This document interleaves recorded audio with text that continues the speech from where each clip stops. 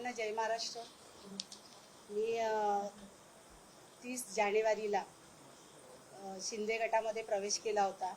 त्याच्यानंतर जवळजवळ आज 5 महिने झाले आणि ती माझी फार मोठी चूक होती, कारण ओरिजिनल शिवसेना आणि जी उद्धव साहेबांची शिवसेना आहे ती आपली मातोश्रीच आहे, हे सगळ्यांनी लक्षात ठेवावं।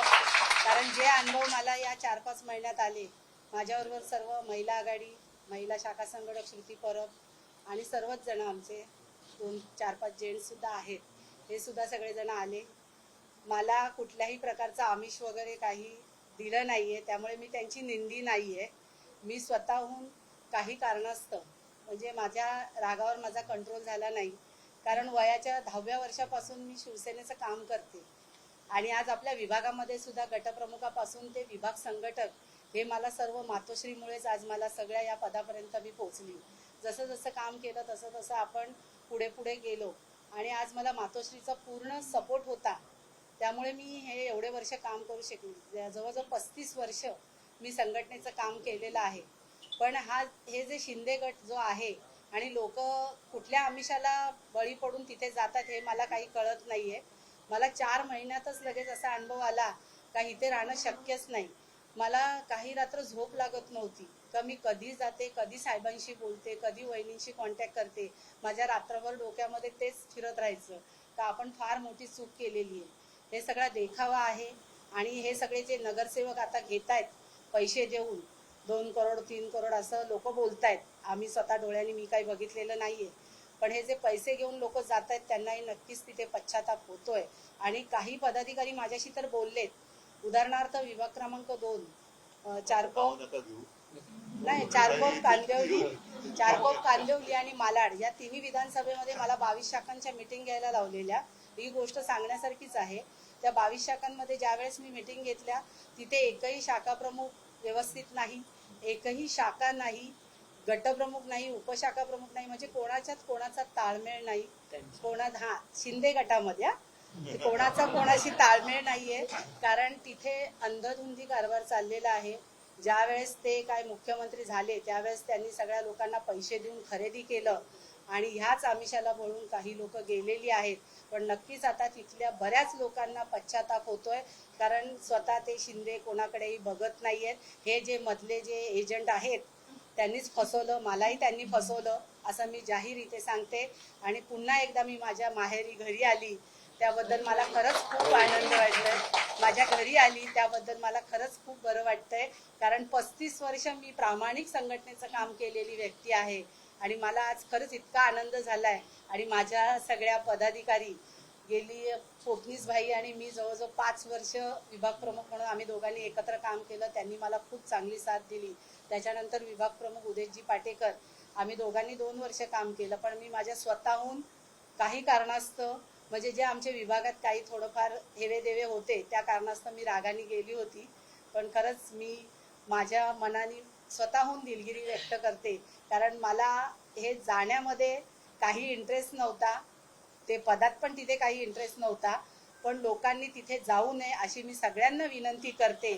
आणि जे गेलेले आहेत त्यांनी परत आपल्या घरी यावं, कारण जे प्रेम मातोश्रीला मिळतं ते कुठेही मिळू शकत नाही। मला वहिनींनी 2 दिवसामध्ये इतकं म्हणजे माझ्याशी बोलल्या ना, तर मला इतकं बरं वाटलं का मी 2 रात्र एवढी शांत झोपली। म्हणजे साहेबांसारखीच जागा आज वहिनी आपल्या चालवत आहेत आणि वहिनींनी मला एवढं सांभाळून घेतलं, त्याबद्दल वहिनींचं पण खूप खूप आभार। आणि साहेब तर आपले सगळ्यांनाच माहिती आहे, बाहेर लोक बोलतात उद्धव साहेबांसारखा माणूस कोणी नाही, खरंच लोक बाहेर बोलतात आणि उद्धव साहेबांसारखे खरंच कोणतीच व्यक्ती अशी होऊ शकत नाही। मुख्यमंत्री असताना तर त्यांनी खूप चांगलंच केलेलं आहे, पण आताही साहेब एवढे सगळे नगरसेवक निघून जात आहेत पण साहेब त्यांच्या जागेवर ठाम आहेत। आणि आजही त्यांना वाटतं आपली शिवसेना ही मोठी होणार आणि नक्कीच शिवसेना मोठी होणार। धनुष्यबाण आपल्याला मिळो न मिळो, पण आपली शिवसेना आपण सगळ्यांनी मिळून आपण मोठी करूया। साहेब मला जो आदेश देतील, जी काही सूचना देतील त्याचं मी नक्कीच साहेब पालन करेन। आपण जी जबाबदारी मला द्याल ती मी स्वीकारेन, एवढंच बोलते आणि इथेच थांबते। साहेबांचे एकदा आभार मानते, वहिनींचे आभार मानते, राऊत साहेबांचे आभार, आपले आमदार आहेत परब साहेब, फोटनीस भाई यांचे सगळ्यांचे आभार मानते आणि इथेच थांबते। जय हिंद, जय महाराष्ट्र। उद्धव साहेब आगे बढ़ो, हम तुम्हारे साथ हैं। उद्धव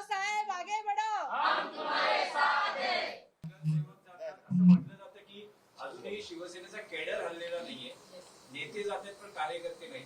आज ते आता निष्ठा आहे. सुजाताताईंनी त्यांच्या भावना नेमक्या शब्दात व्यक्त केलेल्या आहेत आणि ज्या वेळेला त्यांनी त्या शिवसेना सोडतात हे कळलं तेव्हा आम्हाला सगळ्यांना एक धक्का बसला होता, वाईटही वाटलं होतं की एवढी आपली जुनी कार्यकर्ती शिवसेना सोडू का शकते आणि कशी शकते. ठीक आहे, तो आता सगळा इतिहास झालेला आहे. गेले 3-4 महिने किंवा किती जो काय काळ तुम्ही तिकडे होतात तिकडे एकूण सगळं बघितलेलं आहे. बेबंदशाही, अंधाधुंद आणि कशासाठी लोक तिकडे जात आहेत, तिकडे जाऊन काय करताय हे तुम्ही जवळून पाहिलं. त्याच काळामध्ये तुम्ही मला यापूर्वी सुद्धा सांगितलं आणि आता सुद्धा सगळ्यांना तुम्ही सांगितलं की तिथे तुम्ही कोणाशी म्हणजे असं काही जुळून घेऊ शकाल असं काय वाटत नव्हतं. एकूण वातावरणच फार विचित्र होतं. बेचैन होत्या, अस्वस्थ होत्या. पण त्यांना मी खरंच धन्यवाद देतो की काही जण तिकडे गेल्यानंतर पश्चाताप होतोय, अनेकांना होतोय. पण तुमच्यासारखा निर्णय घेण्याचं धाडस किंवा एक ज्याला एक हिंमत लागते ती फार कमी लोकांमध्ये असते आणि ही हिंमत आणि हे धाडस केवळ शिवसैनिकामध्येच असू शकतं. बाकी इतर जे काही गेले असतील लाचारीसाठी त्यांच्यामध्ये असू शकत नाही. आज संपूर्ण शिवसेना कुटुंब हे परत एकदा आनंदी आहे. तुमचं स्वागत सगळ्यांनी केलेलं आहे आणि तुम्ही ज्या एका आपुलकीने प्रेमाने काम करत होता त्याच यांनी तुम्ही यापुढे आणखीन मी तर म्हणेन आता अनुभव संपन्न झालेला आहात तर त्या यातनं आणखीन जोरात काम कराल आणि शिवसेना तिकडे आणखीन मोठी कराल ही मला खात्री आहे. उद्धवजी, आणखी एक विषय आहे. संपूर्ण महाराष्ट्राचं लक्ष लागलंय की राज ठाकरे उद्धव ठाकरे कधी एकत्र येणार. साथ दिली, प्रतिसादही सकारात्मक आहे. पण मनसेकडून सांगितलं जात आहे की युतीचा प्रस्ताव पाठवा. ठीक आहे ना, बघू ना जे महाराष्ट्राच्या जनतेच्या मनात आहे ते होईल.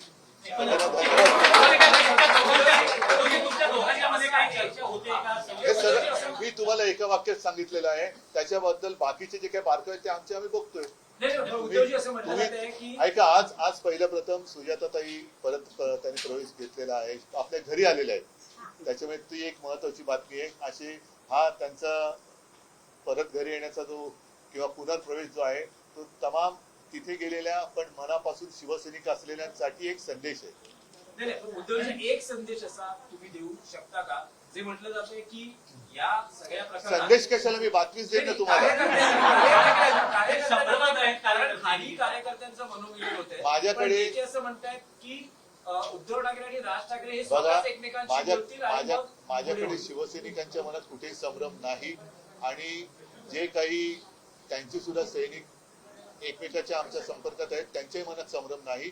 तर माझं म्हणणं की संदेश वगैरे देण्यापेक्षा आम्ही जी काय बातमी द्यायची ती बातमी देऊ.